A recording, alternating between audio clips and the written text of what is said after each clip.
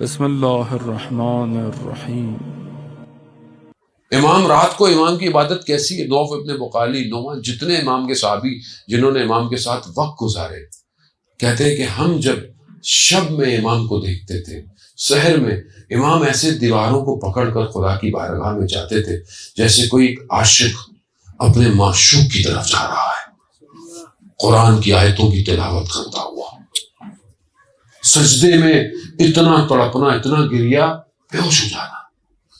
کیا چیز ہے؟ آخر توحید کیا ہے کہ جو ہمیں سمجھ میں نہیں آئی اور ائمہ کو سمجھ میں آئی؟ کیوں مولا جو ہے وہ منع خدا ہم سب کو جو ہے وہ کوفہ کی زیارت نصیب فرمائے۔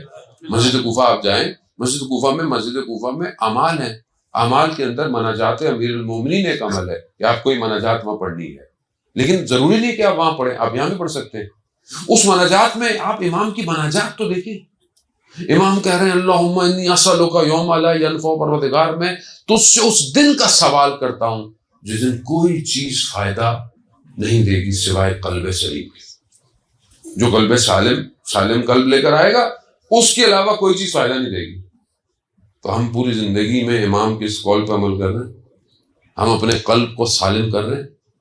قلب سالم کا مطلب ڈاکٹر والا نہیں ہے کہ کولیسٹرول نہ ہو، اس میں جو ہے وہ کنجیشن نہ ہو، نہ، باطن پاک ہو، شفاف ہو، انسان دیکھے تو اسے نظر آئے، اتنا صاف ہو کہ اگر اس سے کسی کی غیبت ہو جائے تو اسے رات کو نیند نہ آئے، اتنا صاف ہو کہ اگر اس کی نگاہ نامحرم پہ اٹھے تو اسے بے چینی ہونا شروع ہو جائے، اتنا قلب صاف ہو کہ وقت نماز ہو تو اس کے وجود میں بے چینی ہو، خدا بلا رہا ہے۔ قلب سالم یہی ہے، اسی کو قلب سالم کہتے ہیں۔ جانے خود کیا ہم اس طرح بڑھ رہے ہیں۔ امام دوسری صفت بیان کرتے ہیں، کہتے ہیں خود جو مومن ہے اس کا سینہ یعنی شرح صدر ہونا چاہیے، یعنی گشادہ ہونا چاہیے، یعنی دل اس کا بڑا ہونا چاہیے۔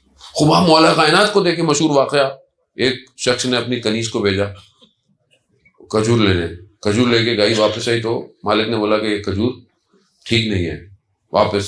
اس نے واپس نہیں لی تو وہ کنیز کھڑی تھی، رو رہی ہے۔ امام گزرے، کہا کیا ہوا؟ کہا میں جاؤں گی، میرے مولا مجھے قبول نہیں کریں گے۔ کہا کوئی مسئلہ نہیں، ہم تمہارے ساتھ چلتے ہیں۔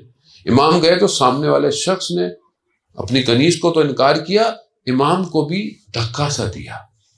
برابر میں لوگ کھڑے ہیں، سوچ سے پتا نہیں کہ علی ابن ابی طالب کہ جو انگلیوں سے خیبر اکھاڑ دے اس کو ایسا کر رہا ہے، لیکن شرح صدر کہا کہ میں تم سے گزشت کر لوں گا اگر تم اپنی اصلاح کر لو۔ جو گیا امام کے معافی مانگنے لگ گیا، ہاتھ چومنے لگ گیا۔ علی سے کہتے ہیں، یہاں تو ذرا سا کوئی ہم یوں کہہ رہے ہم اس کے خاندان تک چلے جاتے، شرح صدر تو نہیں،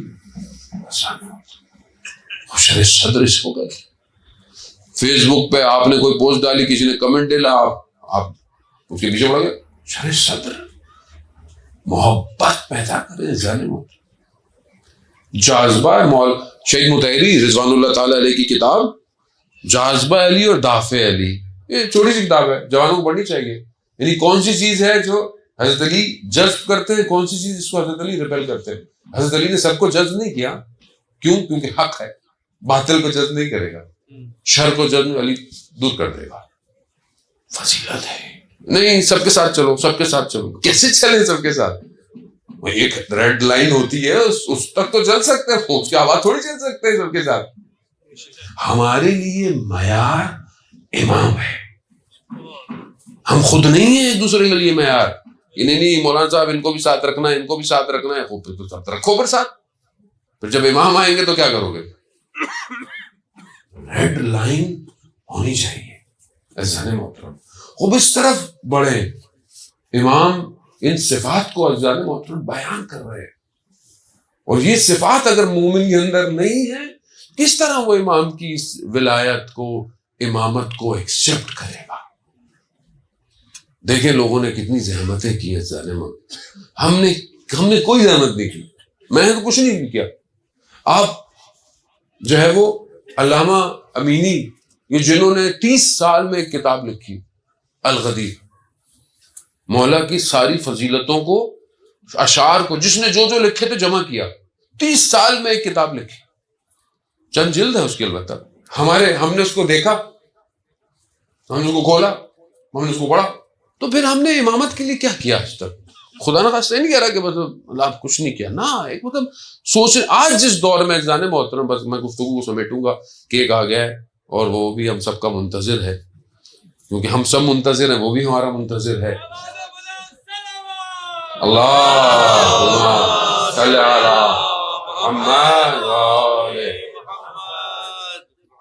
آپ یہ دیکھیں کہ ہم جس دور میں ہیں نا, یہ دور آرٹیفیشل انٹیلیجنس کا دور ہے. ٹھیک ہے, ابھی ہم یہاں بیٹھے ہوئے, پتہ نہیں لائیو جا رہا ہوگا کہاں دنیا میں, وہ کہیں بیٹھا ہوا ہوگا, ہمیں سن رہا ہے. وہ کیسے سن رہا ہے؟ میں تو نہیں جا رہا وہاں بیٹھا ہوا, آواز بھی جا رہی ہے, تصویر بھی جا رہی ہے, سب جا رہا ہے. کیسے جا رہا ہے؟ انسان ترقی کر گیا ہے. انسان جو ہے وہ اتنا اسٹرانگ ہے کہ کیمرے کی پکچر کو ڈی کوڈ ان کوڈ فوراً جو ہے اس کو کوڈنگ کرتا ہے. موبائل ڈیٹا کے ذریعے سے پیکٹ بنتا ہے, پیکٹ ہواؤں میں جاتا ہے, بی ٹی ایس سے ٹکرائے گا, بی ٹی ایس سسٹم میں جائے گا, اور ملی سیکنڈ کے ڈیلے کے ساتھ امریکہ میں بیٹھا ہوا شخص بھی دیکھ رہا ہے. وہ انسان ترقی کر گیا. اب ہم اس سے بھی آگے جا رہے ہیں. اب ہم جس دور میں جا رہے ہیں وہ میٹا ورڈز ہے, میٹا یونیورس ہے. یعنی اب سب ورچوئل ہو رہا ہے. اب آپ جو ہے وہ کسی اور طریقے سے کہیں اور ہوں گے, شاید ہوں گے یہی, لیکن کچھ اور ہے. ٹیلی پورٹ ہو جائیں گے. انرجی پتہ نہیں کہاں انسان جا رہا ہے. اس پوری پرواز میں جو انسان جا رہا ہے, ہم ولایت کے لیے کیا کر رہے ہیں؟ ہم نظام امامت کو میٹا ورس پہ کیسے حاکم کریں گے؟ میٹا ورس بحریہ کے پلاٹ نہیں ہے جانے محترم کہ آپ بولیں کہ میں یوں خرید لوں وہ خرید لے. میٹا ورس پہ 300 آئلینڈ بک چکے ہیں. $8 ٹریلین کا بزنس میٹا ورس پہ. کہاں ہے؟ زمین پہ نہیں ہے کوئی بھی چیز, سب ہوا میں, فضا میں پیکٹس بنے ہوئے ہیں. مقابلہ کریں گے. امام کو ان سے مقابلہ کرنا ہے نا, آ کے روبوٹ سے مقابلہ کرنا ہے, مشین سے مقابلہ کرنا ہے. ہم امام زمانہ کے لیے کیا کر رہے ہیں؟